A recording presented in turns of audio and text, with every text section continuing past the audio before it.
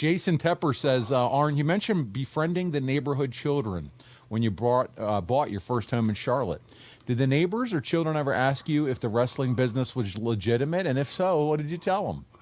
No, they were just at the proper age. I'm thinking, and it was a whole cul-de-sac gang of them. I would say it was anywhere from 10 on down, and they were at the right age. They just heard that, and Jim Crockett Promotions was red hot at that time, 86. So they were all watching on TV, and, they figured out hey, that guy out there washing his car, he's that guy we see on TV, or whatever it was. It was one of those deals, because we weren't home very much. If they didn't see you pulling in the house or leaving the house or out doing yard work, which was very limited, I figured out pretty quickly, hire that done. But they'd see me out sometimes laying on the deck, trying to get some color. And they just came down, knocked on the door, and, would you sign an autograph for us? I said, well, sure.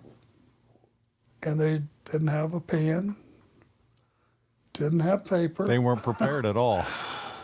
So I just said, come on in, let me get something. And boy, they really looked at me then like I was crazy. Yeah. Come on in, guys. And at the time, we had Sammy, who was a beautiful Cocker Spaniel. I mean, like a show dog. Black or golden or? Yeah, big golden. Okay. I mean, long, beautiful hair, sweet as he could be. Would come up and jump all over him, but in a good way, and they loved that. So it was kind of like a regular home. I don't know what they were expecting, whether they were going to walk in and see a wrestling ring in the living room or what. You weren't in tights, it's just, you're a normal guy. It's so intimidating, though, I'm sure, as a kid. Over the years, and we lived there 12 years, we made a lot of great friendships and stuff. So they were just it was one of those, just every so often, just like the neighborhood I'm in now. It's just people that you could take your house key over and go, I'm going to be gone for 4 days. Would you just get our mail and throw it inside the door and lock it back and hang on to the key? Those kind of people, you know what I'm saying? Yeah.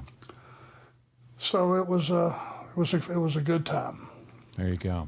Sounds like a great place to live and grow up there in that neighborhood.